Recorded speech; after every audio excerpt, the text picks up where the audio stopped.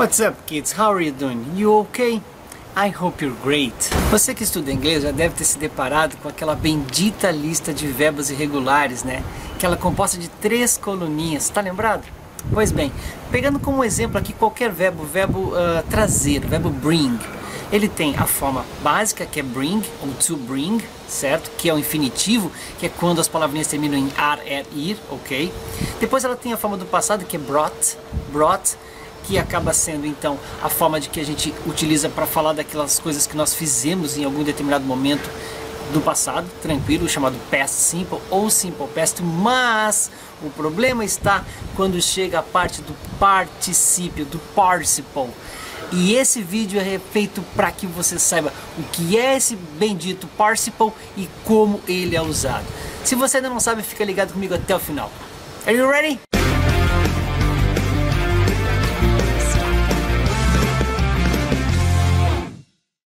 Bem, eu sou o Eduardo Garfa do canal English Coaching e quero já pedir pela sua generosidade de deixar o seu like aí, esse vídeo vai agradar você, tenho certeza vai tirar suas dúvidas. Inscreva-se no canal caso você não seja inscrito e principalmente no final desse vídeo tem uma pergunta para você responder e essa é a grande recompensa que eu ganho, que é quando você fala comigo, então não deixe de responder, por favor, assim como fazer suas perguntas, suas críticas e tudo mais, ok? Bem, quando a gente fala em particípio na língua inglesa, ou participle, essa é a pronúncia correta, a gente tem que considerar duas possibilidades dele. O chamado present participle e o past participle. O que mais nos incomoda é o past participle, mas o present participle tem uma surpresa que eu acho que você não sabia. O chamado present participle é quando nós pegamos os verbos e colocamos a terminação ing no finalzinho deles. Certo? O que a gente conhece é isso como gerúndio, mas isso não é exatamente o gerúndio, o gerund, não é. Esse é o chamado present participle. No exemplo que eu posso dar é You are watching this video now. Você está assistindo a esse vídeo agora. Então esse é um tempo progressive or continuous e a gente está usando aqui um present participle, certo? Quando o verbo então termina em ing.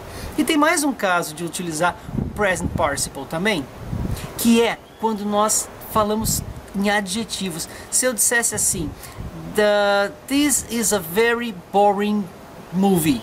This is a very boring movie.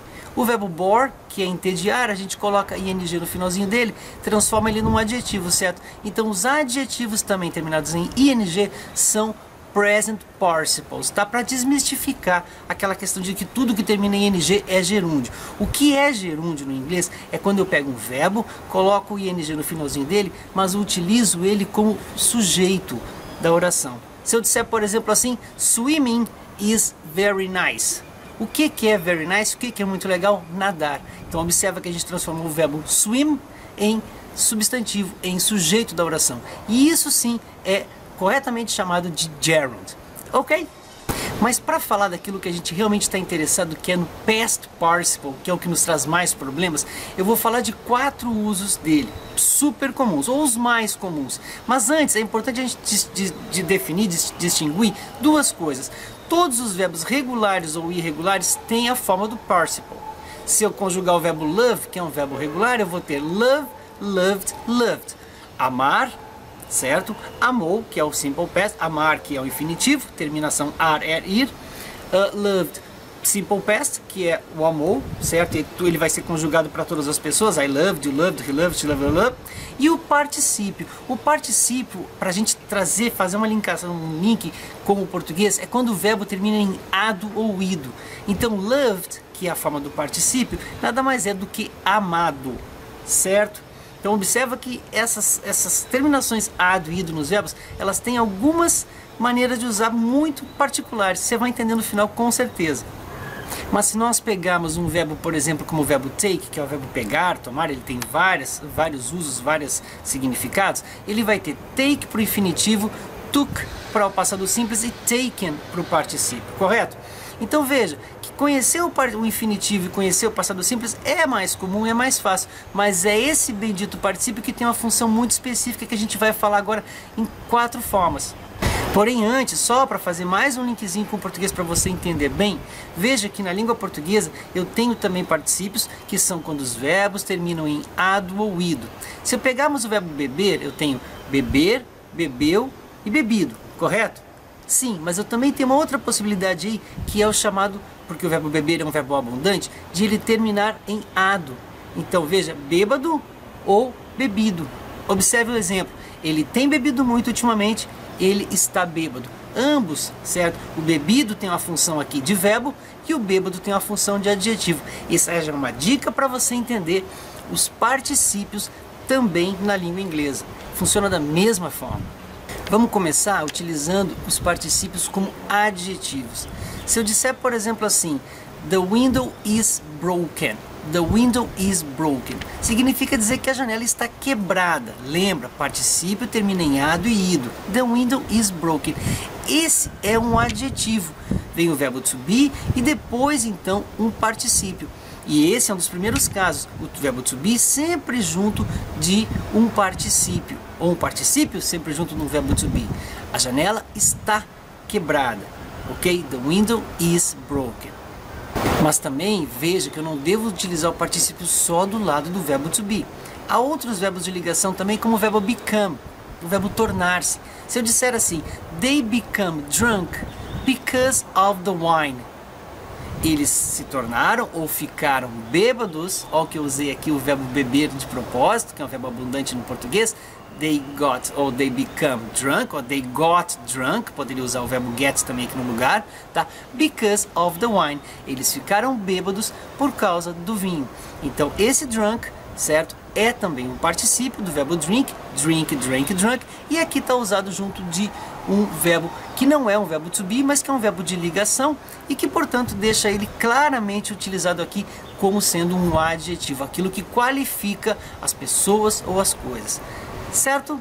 Numa outra construção parecida com essa, em que a gente tem um verbo to be, daí sim um verbo to be juntamente do ladinho de um verbo no particípio, é a voz passiva, que na língua inglesa ela é muito usada.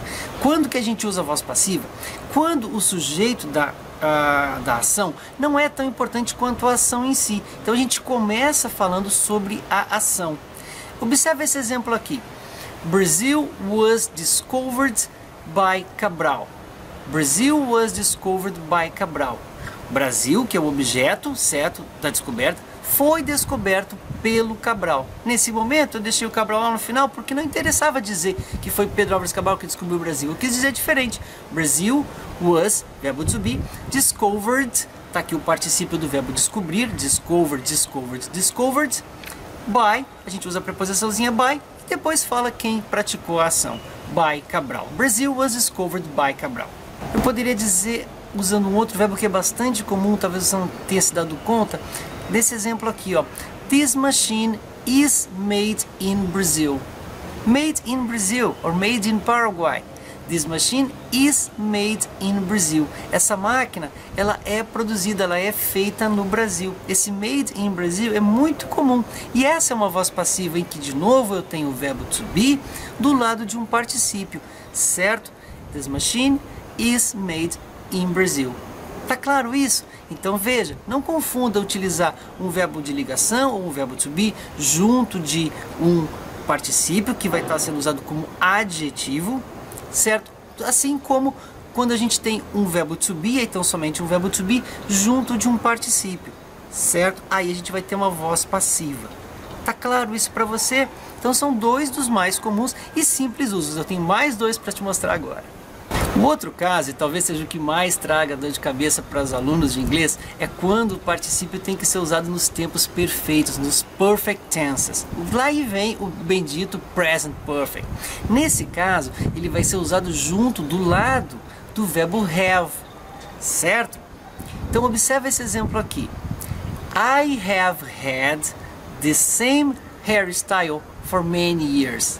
I have had the same hairstyle for many years.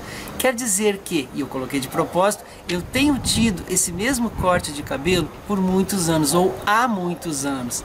Esse é o present perfect, em que eu tenho o verbo have como auxiliar e o verbo principal que vai estar no particípio. O verbo principal é o verbo da informação, é o verbo mais importante da frase. E eu usei de propósito had aqui para mostrar para você que eu posso dizer I have had the same hairstyle, ou seja, eu tenho tido o mesmo tipo de corte de cabelo há muitos anos. Ok? Nesse caso, então, o present perfect, que é esse exemplo, que é nesse exemplo, vai ter um verbo have sempre junto de um particípio. Eu vou dar mais um exemplo. Eu estava ajudando minha filha agora há pouquinho e eu posso dizer assim: She has just finished her homework. She has just finished her homework. Ela recém terminou o dever de casa dela. She has just, eu botei esse advérbio just só para mostrar que pode, entre o verbo have e o particípio, para dizer que ela recém terminou o dever de casa dela. She has just finished her homework. Tá claro isso? E atenção, porque agora ele vai ser usado de uma outra forma, que é a última que eu vou mostrar, que é muito próxima dessa. Fica ligado. A última forma, que se assemelha do Present Perfect, também vai ter o verbo have junto de um particípio. Atenção para as diferenças, certo? Essa aqui é a chamada causative form. Causative form, que é quando nós não fazemos algo, mas temos algo feito por alguém para nós. Você vai entender nos exemplos. Supondo que eu tivesse em casa uma housekeeper, uma pessoa que limpa a minha casa, eu posso dizer assim, eu poderia dizer assim: I have my house cleaned every week. I have my house cleaned every week. Veja que aqui eu usei o verbo have, eu usei o clean no particípio, cleaned, tá? Para ir dizendo que é cada semana. Mas qual é a diferença entre o causative form e o present perfect? É que no causative form eu coloco o objeto entre o have e o verbo que está no particípio. Então observa, I have my house cleaned every week. Diferente do exemplo que eu dei de I have had the same hairstyle, or I have just finished homework. Tá certo? Você percebeu? Mas tem mais um exemplinho para ficar isso muito claro para você. Eu poderia dizer que they had their car stolen. They had their car stolen. Veja que no caso alguém roubou o carro deles. Então eu usei o verbo had, que é o have no passado, o objeto do ladinho dele, e um verbo no particípio, que é o verbo stolen, né? Que vem de steal, stole, stolen. They had their car stolen. Eles tiveram o carro roubado. Veja que não foram eles quem fizeram, e esse então é um exemplo típico de causative form. E por fim, então, para a gente simplesmente fazer uma revisãozinha aqui, para você não esquecer o que é o particípio, lembrando, ele tem no presente o present participle e tem o past participle. O present participle é usado com o ing no final do verbo, nos tempos contínuos ou progressivos, e também como adjetivos, certo? E aqui no past participle a gente vai ter, tanto nos verbos regulares quanto nos irregulares, a terminação ado ou ido junto dos verbos. Se você pensar no português, vai perceber que ado e ido, ou os verbos no particípio também no português, somente são usados com os verbos de ligação, o verbo ser e estar ou o verbo have. Pense a respeito. E aí vem os 4 casos que a gente identificou.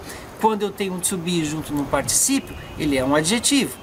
Quando eu tenho um to be junto de um particípio, ok? E um objeto iniciando a frase, ele é, portanto, uma voz passiva.